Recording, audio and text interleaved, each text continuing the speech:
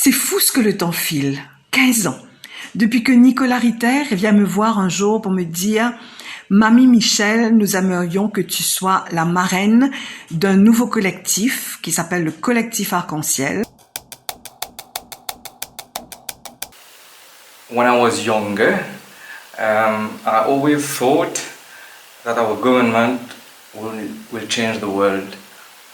I was wrong.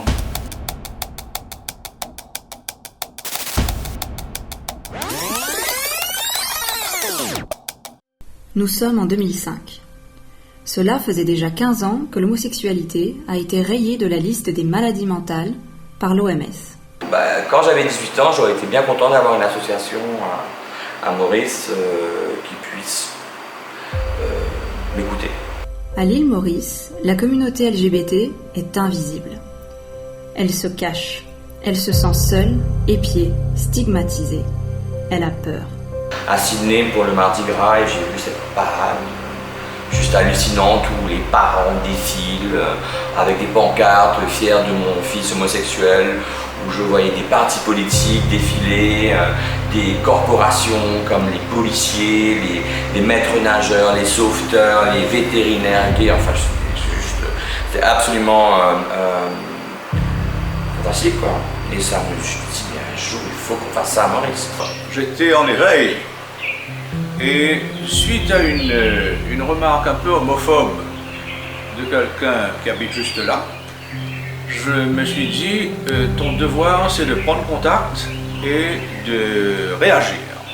Et ensuite ça a été la rencontre avec Thierry Durabel qui rentrait des États-Unis et qui un jour me dit mais il ne se passe rien pour les gays dans ce pays, qu'est-ce que c'est? Et je dis écoute, je t'attendais. Au cours d'une soirée avec Nicolas Ritter, Michel Canassamy, nous avons eu cette folle idée de créer le collectif Arc-en-Ciel. Moi en 2005 je rentre à Maurice et je commence à travailler chez Pils. Donc Pils c'est le collectif Arc-en-Ciel, c'est deux associations sœurs. Et donc du coup automatiquement je suis rentrée dans la valse. Je participais dans un spectacle et là il y avait des amis à moi qui participaient aussi. Ils m'ont appris qu'il y avait un petit rassemblement de personnes qui voulaient se battre, lutter contre les discriminations et surtout contre les discriminations liées à l'homophobie. Et là, ça m'a intéressé et j'ai rejoint le groupe. Pourquoi faire, avec qui, comment, et le collectif Arc-en-Ciel est comme ça. Parce qu'il faut savoir qu'au début, quand on a créé le collectif, on n'avait aucun employé. Et donc c'était les membres du board, on passait nos nuits, nos week-ends, nos vacances pour faire tout le travail administratif. Je sentais en moi le besoin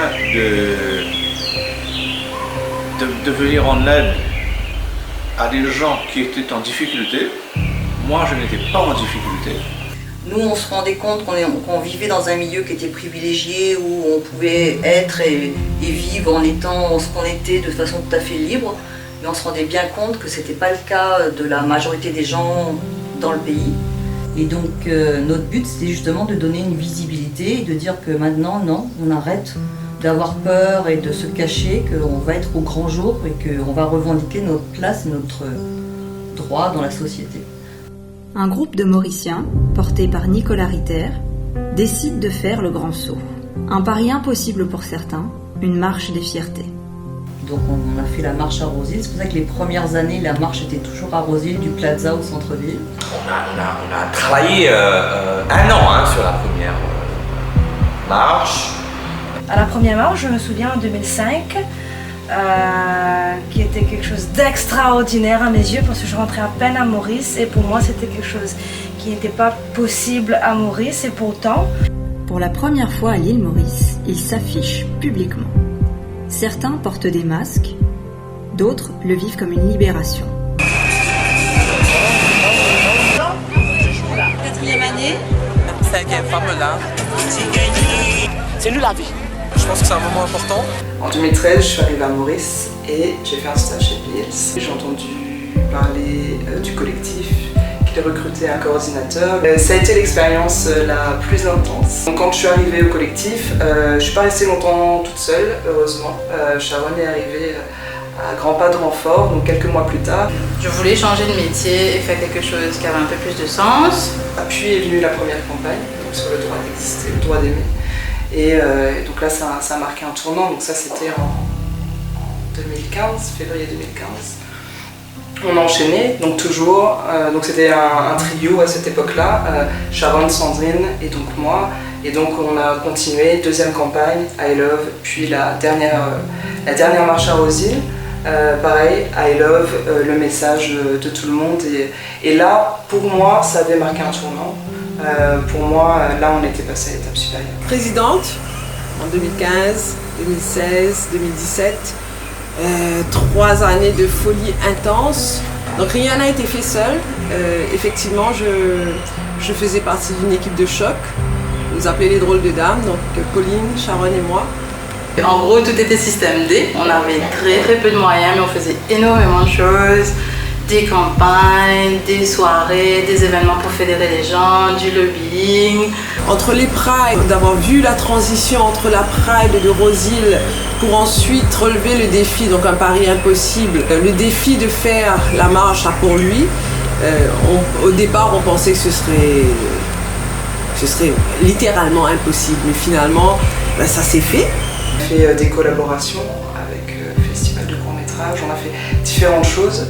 Chaque année, c'était vraiment important. Et puis, il y a eu juin 2018.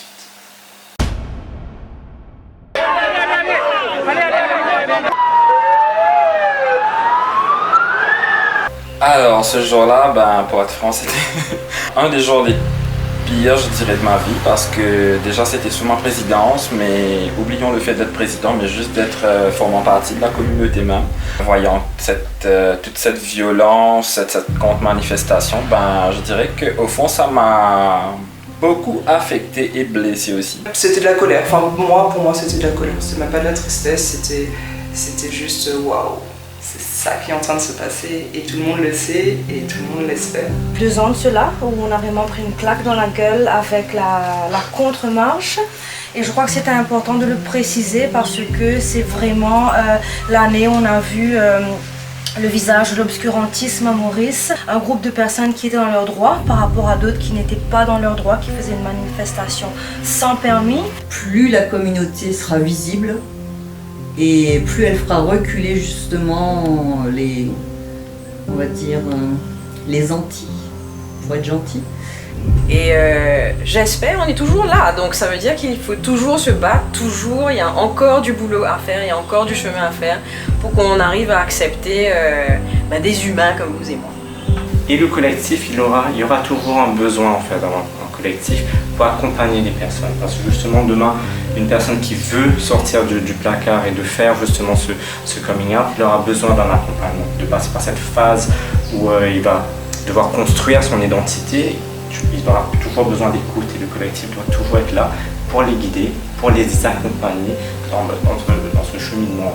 Ça m'a aidé dans ma vie et personnelle et professionnelle parce que, pour être franc, le collectif m'a permis de m'affirmer comme je suis et être effectivement ce que je suis.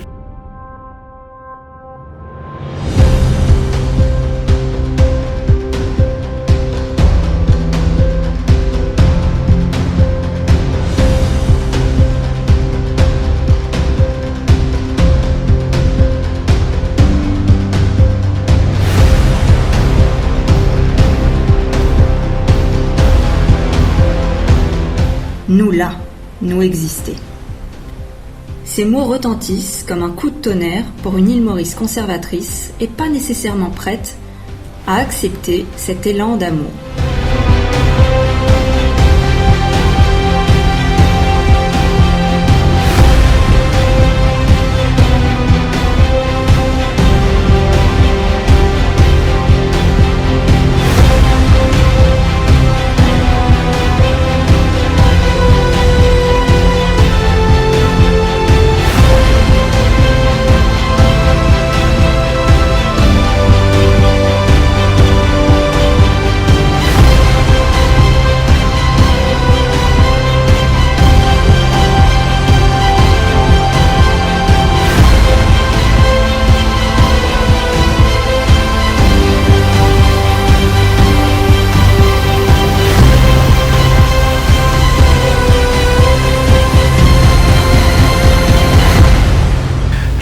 le CAEC a toujours existé. Et à travers ce mouvement, le fond, cette lame de fond. Peut-être avec une différente mission, mais en tout cas, elle sera toujours là. J'espère en tout cas qu'on n'aura peut-être pas de difficulté à ramener des gens au Pride par exemple. La peur pourra changer de camp. Pour qu'il y ait vraiment des changements de politique autour de la question LGBT à Maurice. Je pense hélas que nous avons encore 10 ans de travail. L'association devra se renouveler. De faire ou changer ou enlever l'article 250. Évidemment, ça prend énormément de temps. Et c'est pas quelque chose qui est arrivé overnight. Et qu'on n'a plus besoin de se battre pour aimer et d'être aimé. Je n'aurais jamais cru être partie prenante du changement que j'avais envie de voir. Donc. Depuis le 1er avril de cette année, j'ai été nommée directrice du collectif Arc-en-Ciel. Donc dans 10 ans, j'aimerais bien vivre dans une société où une personne pourrait être acceptée dans sa famille, dans la société, dans son milieu professionnel, sans que son orientation sexuelle ou son identité ou expression de genre soit un problème. Mais 15 ans après, voilà, on se rend compte qu'il y a encore beaucoup de travail à faire à Maurice, malgré qu'on progresse. Ça reste une réalité qu'il y a de la violence dans les mots, dans les gestes. Dans 10 ans, je vois une île Maurice inclusive, que donc, les différentes lois soient abrogées ou changées ou créées. Qu'est-ce que tu penses, en un mot, être la vocation du collectif? Je dirais liberté. L'espoir. Solidarité. L'accompagnement. Protection. Je dirais vivre ensemble. L'acceptation de la différence et la tolérance. L'amour. Combattant. Communauté. Respect. Beautiful. Je pense que la vocation du collectif, c'est d'être un porte-parole. Le porte-parole de la communauté LGBT+. On verra bien, on est où dans 10 ans.